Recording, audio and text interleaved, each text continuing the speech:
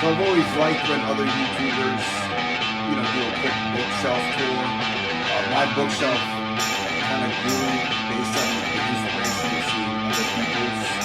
I think what I have at no other bookshelf. Welcome back to the Muscle Code YouTube channel. This will be another A Song of Ice and Fire ranking video. It's my favorite series. I have in the first season of In the Library, I have the ranking of the 5 A Song of Ice and Fire books. And it did well in terms of views for me, but I felt I could definitely do more Game of Thrones, A Song of Ice and Fire content. And you're not going to get, conspiracy theories or detailed analysis from me. I know there's other people on YouTube who are really good at that. My perspective might be more of, a fan perspective and an enjoyment perspective. And maybe you'll get the feel of it as I go through these. But this is going to be my top 5 chapters, my top 5 point of view chapters, and kind of, and reasons why, and go from there. So number 5, I have the first prologue, the opening prologue of the series. As I mentioned in my other A Song of Ice and Fire book, I just really like the Royce family. For some reason, I'll do a video on that on its own, but I really like the Royce family, and Waymore Royce was one of my favorite characters, even though he doesn't make it out of the first, spoiler alert, he doesn't make it out of the first prologue. But I love how the book opens, and so I have the initial prologue as number 5.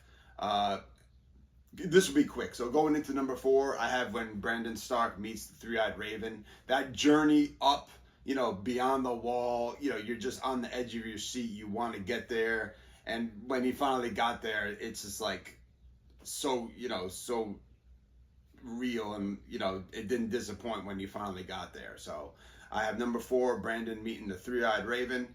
Number 3, I have, even though it's not my favorite writing, so to say, it's my favorite battle in the series. And I have number 3, the Battle of the Blackwater, when the boats are going up the river, and he went into ridiculous detail on the names of each of the boats. That's just, it wasn't needed, but you know what, it makes it a memorable chapter. And just that whole battle is my favorite, how the Clash of the Five Kings came together.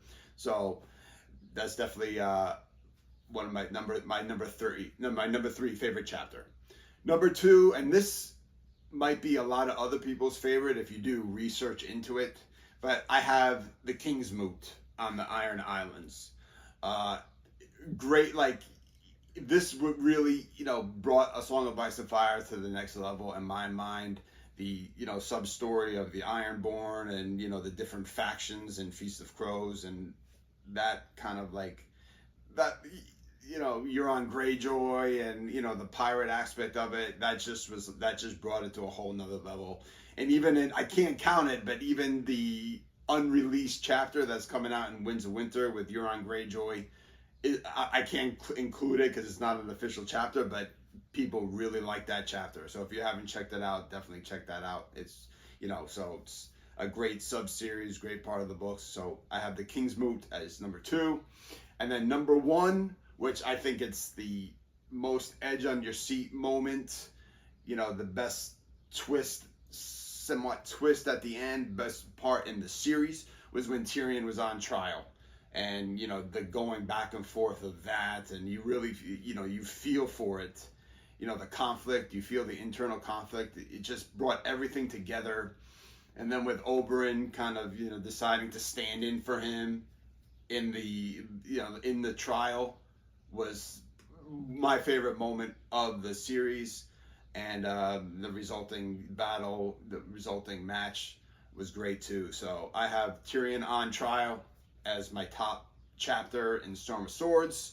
And there you have it. I'll do maybe my top 5 favorite characters and as the next A Song of Ice and Fire, just kind of content filler. So we have that to look forward to. And as always, thanks for stopping by. Hope to see you back.